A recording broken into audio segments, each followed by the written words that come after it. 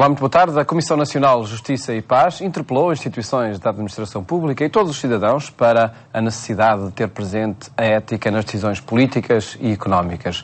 Foi num documento recentemente publicado e que temos estado a apresentar neste programa, onde contamos com a presença de Alfredo Bruto da Costa. Antes, notícias que marcam a atualidade religiosa. No próximo domingo, a Igreja Católica assinala o Dia Mundial das Comunicações Sociais, uma realidade que desafia todas as comunidades. É o caso da Igreja nos Açores, que está a redefinir a estratégia de presença nos média.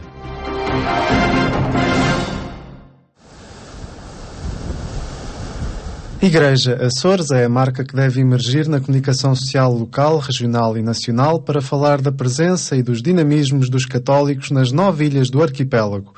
O dossiê está em estudo desde há algum tempo. O fecho do jornal diário A União, no final de 2012, fez com que a Diocese repensasse toda a presença nos meios de comunicação social e o processo de comunicação interna. Quisemos promover uma reflexão em sentido mais amplo para ver qual é a situação, fazer o ponto da situação da comunicação na Igreja e da Igreja para a sociedade, o relacionamento da Igreja, das nossas comunidades, das ouvidorias com os meios de comunicação social e, sobretudo, tendo presente este ambiente, este contexto em que nós vivemos, da era digital. Em causa não está apenas a abertura de um novo título, mas criar redes de informação em toda a Diocese e da Igreja com toda a sociedade. Para isso, um conjunto de estruturas está em fase de concretização. Queremos, de algum modo, lançar um projeto de nova evangelização na comunicação social, portanto, que vá para além daquilo que é o semanário digital ou também de suporte de papel, um portal da Diocese e um gabinete de informação. 3 fases de um projeto que irão implicar investimentos por parte da Diocese. É inevitável que a Diocese tenha algum investimento, pelo menos a levar para a frente um portal da Diocese, que depois se transforme também em semanário e que também procure investir algum dinheiro no sentido de pôr a funcionar um gabinete de informação, que até agora só tem havido um porta-voz, mas isso não está bem organizado. Nós temos que ter os interlocutores em cada ilha para que um gabinete de informação funcione bem. O tema esteve em análise no mais recente Conselho Presbiteral, que se pronunciou favoravelmente a este projeto. Nesta reunião, os representantes de toda a Diocese definiram linhas essenciais para a presença da Diocese nos média. Agora, os responsáveis por este setor da pastoral definem etapas, métodos e objetivos mais imediatos. Ao escutar a realidade, conhecer a realidade, não passar ao lado destes desafios e parar para pensar, convocar o Conselho Presbiteral, Assembleia Magna da nossa Diocese, do Presbitério da nossa Diocese, para refletir sobre isto, para se questionar, para rever e para criar novas agendas e comprometer-se com a comunicação social e com a nova evangelização. Qual é o objetivo? O que é que querem alcançar? O objetivo é estar lá hoje. A presidir a esta determinação estão estratégias de comunicação que cada vez mais incluem as ferramentas digitais. O digital não pode passar ao nosso lado, precisamos de deixar a nossa impressão digital nesses meios, criar novas plataformas, saber articular esses conteúdos, saber valorizar as redes sociais, corresponder aos desafios que têm sido lançados pelo Papa nas últimas mensagens para o Dia das Comunicações Sociais. É um tempo novo, é uma primavera de igreja, já chega de inverno. Um portal de informação, um semanário digital ou impresso e a criação de um gabinete de informação. 3 componentes de um projeto de comunicação para a Igreja Católica nos Açores, a implementar a partir do início do próximo ano pastoral. Eu vejo muito difícil. Redes sociais, portais de verdade e de fé é o tema da mensagem do Papa para este Dia Mundial das Comunicações Sociais. Um desafio que, ao longo desta semana, analisamos.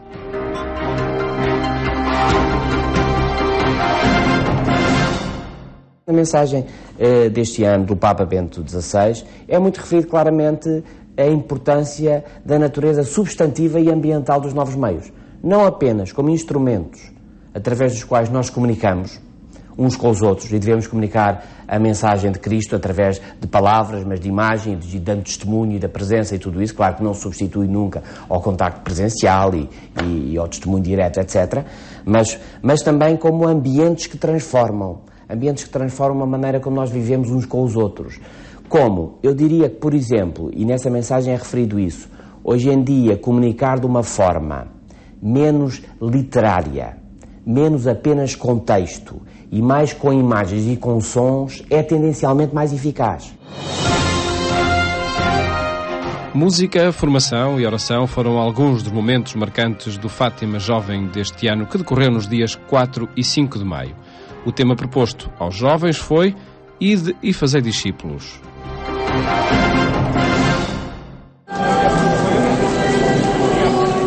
Milhares de jovens marcaram presença no Fátima Jovem deste ano. O sucesso da iniciativa era visível através da moldura humana que enchia o grande auditório do Centro Paulo VI. Oferecer aos jovens experiências únicas de fé, alegria e testemunho foi o principal objetivo deste encontro de jovens em Fátima. É uma beleza e um encantamento ver o altar do mundo, ver Fátima neste ano da fé revestido de rostos alegres, rostos felizes de milhares de jovens que se deslocaram, que aceitaram o convite da Pastoral Juvenil para participarem nesta peregrinação nacional de jovens a Fátima, o Fátima Jovem. E este ano com o tema como Maria, ide e fazei discípulos, que nos envolve de facto neste compromisso humano, neste compromisso cristão, de ajudar cada um a descobrir como pode ser útil, como pode ser um contributo na construção da sociedade. Um dos momentos altos deste encontro foi a presença do padre Omar Raposo. O reitor do Santuário do Cristo Redentor marcou presença para ligar o Fátima Jovem deste ano às Jornadas Mundiais da Juventude que decorrem em julho no Brasil.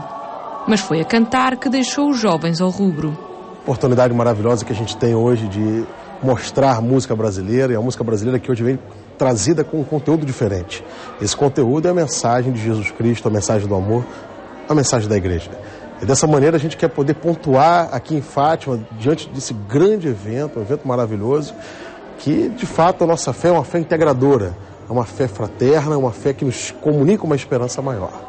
A música foi, aliás, uma presença constante neste encontro de jovens, algo habitual entre estes e que mostra bem a forma de se viver a fé. A gente quer poder desconstruir algumas coisas que existem ao redor, por exemplo, na linguagem musical do samba, que às vezes vem caracterizada por um certo preconceito, mesmo no Brasil. É pensar um padre cantando samba, como é que é isso? É um encontro entre a realidade da fé e a realidade cultural. É o que a gente quer mostrar aqui para vocês, uma musicalidade jovem, atraente, que nos coloca para cima, que nos enche de entusiasmo que é resultado também da fé. A fé cristã é capaz de nos evidenciar essa bela participação. É uma participação que integra valores, que integra perspectivas, que integra países. Eu acho que hoje a geminação que outrora aconteceu entre o Cristo do Corcovado, no Rio de Janeiro, e o Cristo Rei, hoje se amplia e se integra a partir de todos nós. Rita Calejo participou pela primeira vez no Fátima Jovem e ficou positivamente admirada com a alegria e a dinâmica que os jovens mostraram em Fátima. É bom ver jovens da nossa idade, porque nós temos a nossa pequena realidade, como estava a dizer, e é bom nós vermos jovens de todos os pontos do país a virem para aqui, a cantarem, e terem tambores e expressarem a sua fé de uma forma tão natural e tão expressiva e com tanto sentimento. É algo muito bom de ver que há gente assim da nossa idade, quando nós no nosso meio se calhar não vemos tanta gente. Sensações e sentimentos que para Ana Jesus não são novidade. Há vários anos que participa nestes encontros que acolhem milhares de jovens no Santuário de Fátima. Mas este ano foi pela primeira vez sozinha e não inserida num grupo de jovens com amigos.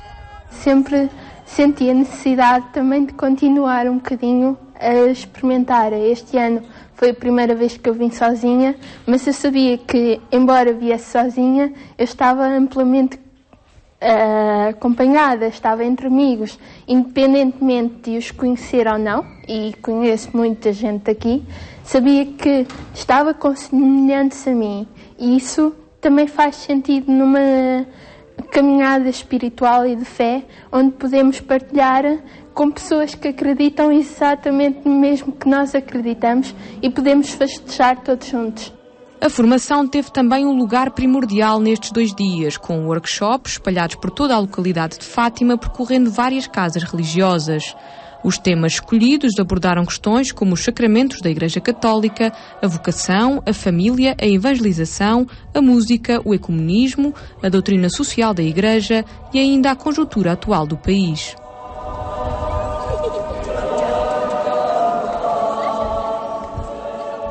Todas as notícias da atualidade religiosa estão em atualização permanente em agência.eclésia.pt. Espaço agora para temas da doutrina social da Igreja.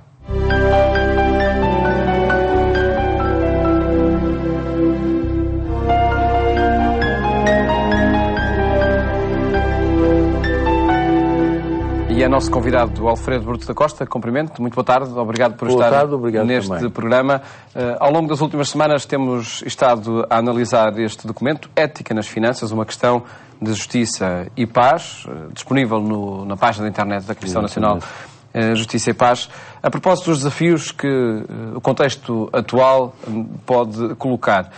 Uma temática para analisarmos neste programa e nesta breve conversa diz respeito ao que aqui é afirmado sobre o primado do espiritual e da ética que tem de ser restaurado em todo este contexto. As temáticas da espiritualidade têm influência decisiva na ética e na economia e nas finanças? Claro. Aliás, esta expressão é tirada de um texto do Papa Bento XVI, em que ele diz o primado do espiritual e da ética tem de ser restaurado e com ele o primado da política, que é responsável pelo bem comum sobre a economia e as finanças.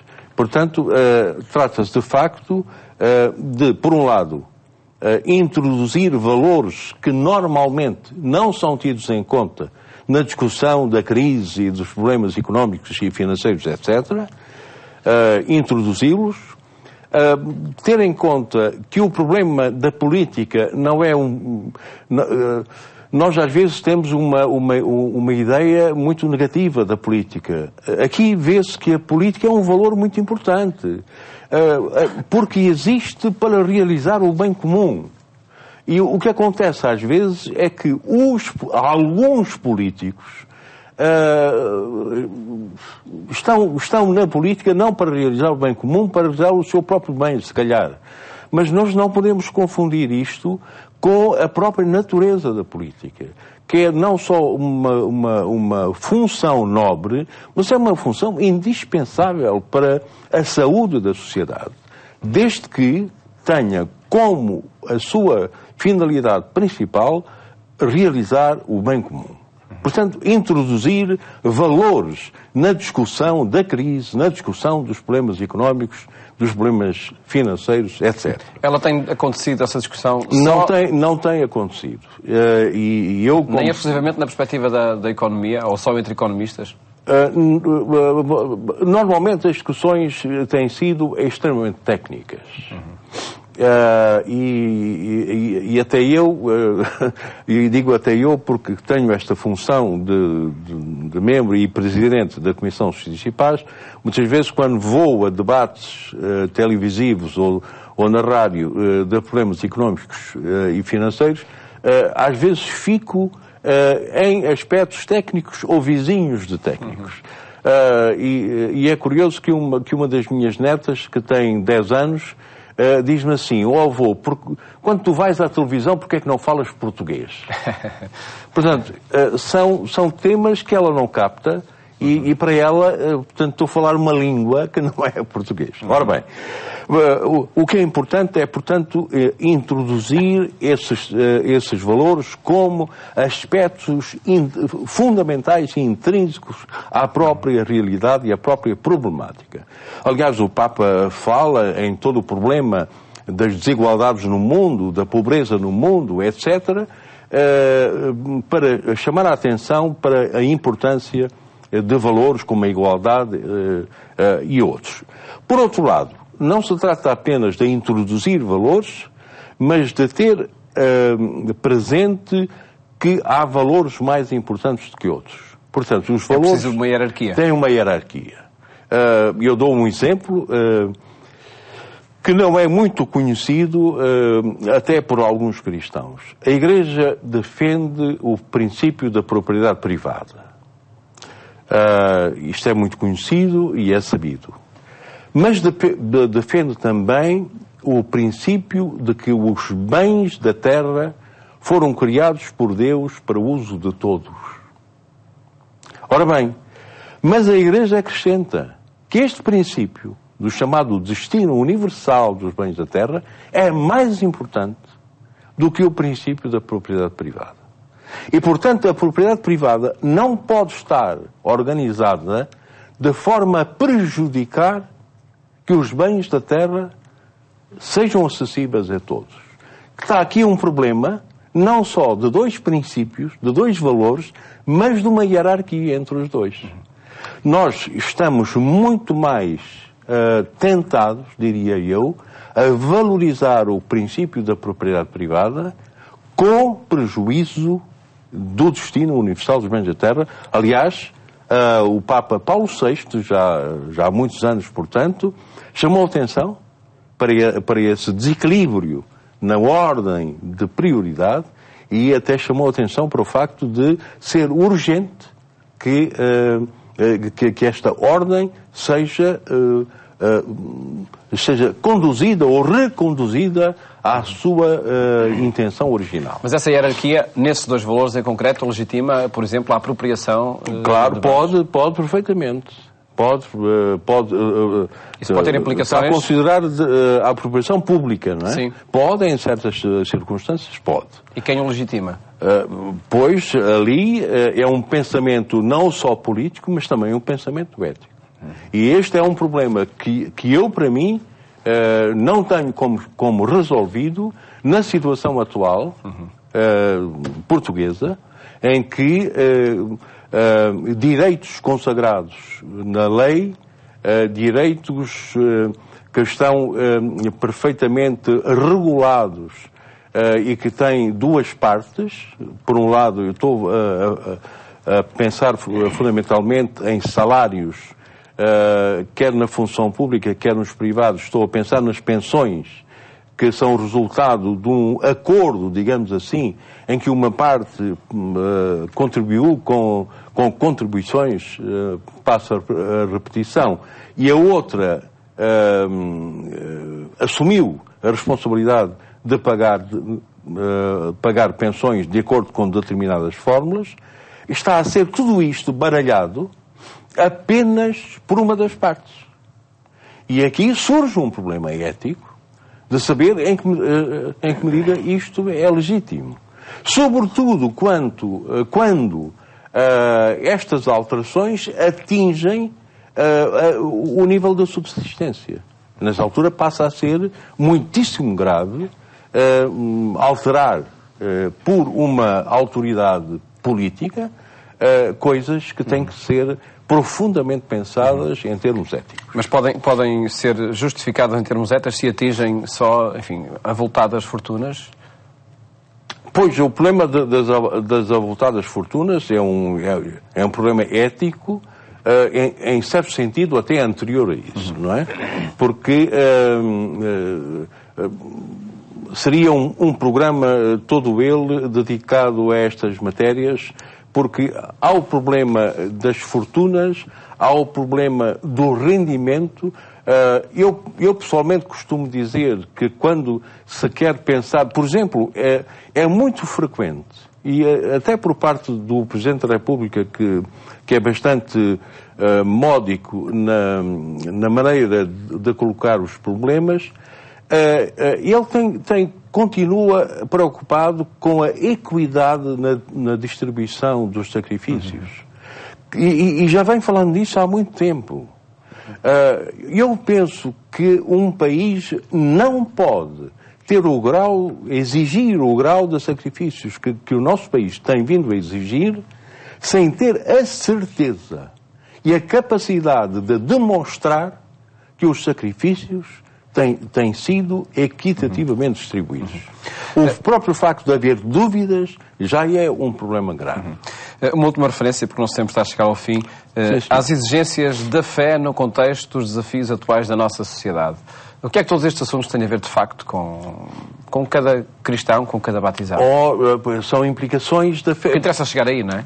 Pois, exatamente. Portanto, o que se pretende dizer é que a fé, é uma noção errada da fé pensar que a fé é um problema íntimo de cada um, que não tem nada a ver com a construção da cidade humana, que não tem nada a ver com a construção da história humana. Portanto, o que nós queremos dizer, a conversão, como é um documento para a Quaresma, a conversão a que a Quaresma convida os cristãos, não pode limitar-se apenas às implicações individuais e intimistas da ética e da mensagem cristã, mas também tem a ver com a nossa participação ativa na construção de um mundo mais humano, de um mundo que, na expressão do Papa Bento XVI, antecipe a vinda do Reino de Deus para a história humana. E esse é um desafio para a Quaresma e para cada tempo depois que se vive na liturgia da Igreja Católica.